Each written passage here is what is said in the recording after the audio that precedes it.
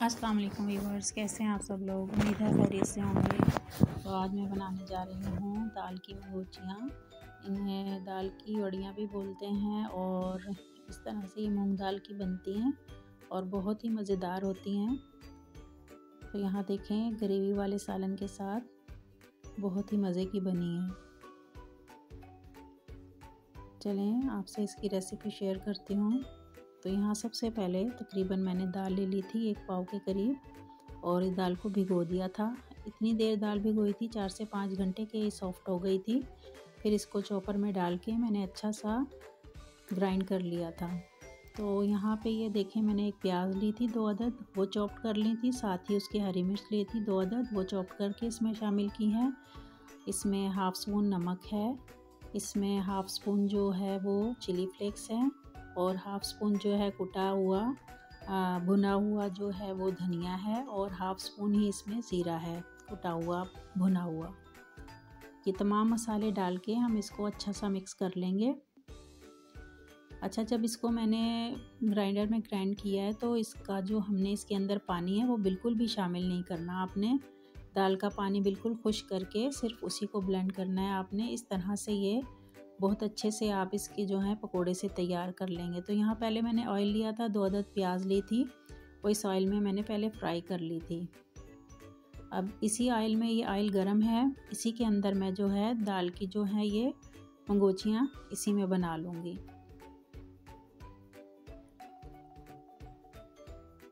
तो यहाँ जो है ये मंगोचियाँ जो है हमारी अच्छी सी इसमें बन जाएंगी। तो अगर इसका बैटर पतला हो गया तो वो इस तरीके से इसके आप ये मंगोचियाँ नहीं बना सकेंगे, इसलिए इस दाल के अंदर पानी आपने बिल्कुल भी ऐड नहीं करना। जिस टाइम आपने ग्राइंडर में इसको ग्राइंड करना है तो इसमें आपने बिल्कुल भी पानी नहीं ऐड करना।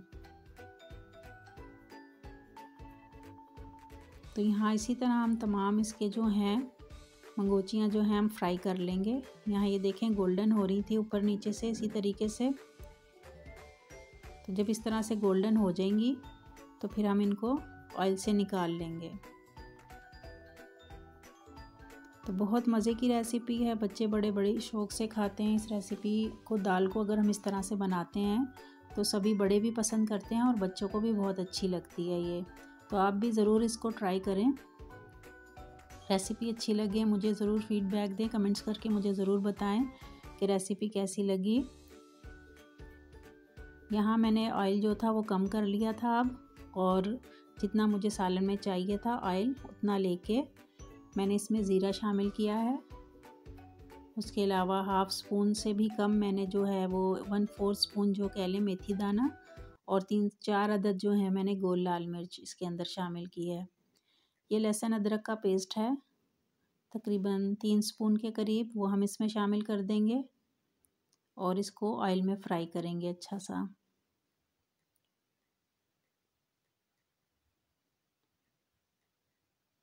यहाँ मैंने 1 अदद प्याज ली थी, उसको भी इसी तरीके से और हरी मिर्च के साथ डाल के मैंने इसको वो कर लिया था, ग्राइंड कर लिया था अच्छा सा।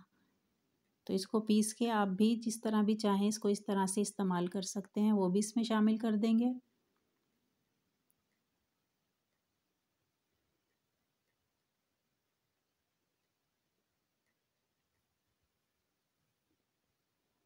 तो यहाँ थोड़ा सा ये मसाला जो है इसी तरीके से हम इसको पकाएंगे।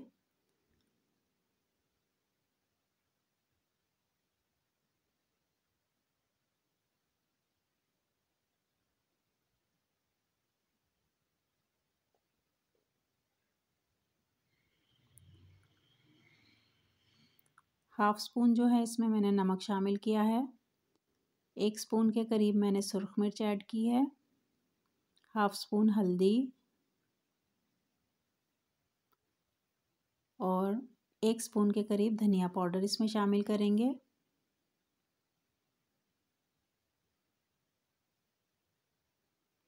और हाफ़ स्पून भुना हुआ कुटा हुआ ज़ीरा इसमें मैंने शामिल किया है। ये तमाम मसाले डाल के हम इसको अच्छा सा भूनेंगे।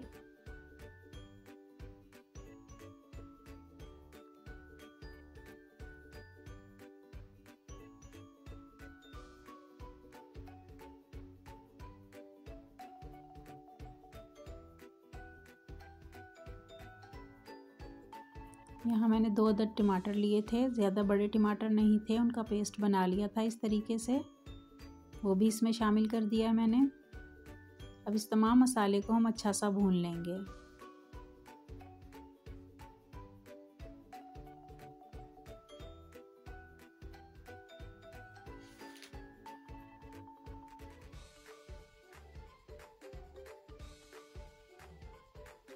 प्याज जो मैंने फ्राई की थी उसको हाथों की मदद से ही चूरा कर लिया था, वो भी इसमें शामिल कर देंगे।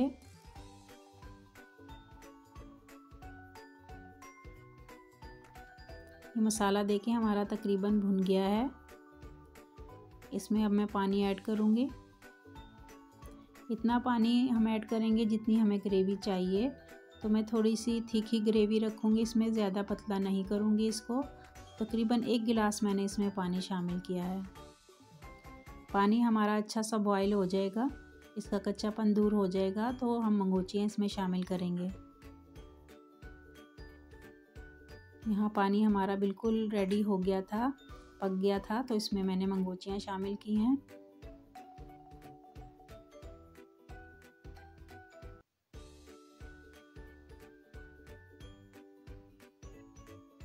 इसके अंदर 1/2 स्पून मैंने जो है वो गरम मसाला शामिल किया है। अब ये बनके तैयार है। इसी तरीके से आप भी बनाएं ज़रूर। चैनल को ज़रूर सब्सक्राइब करें। अपना बहुत सा ख्याल रखें। नेक्स्ट फिर आऊँगी नई रेसिपी के साथ। इंशाल्लाह दुआ में याद रखिएगा। अल्लाह हाफ़िज़।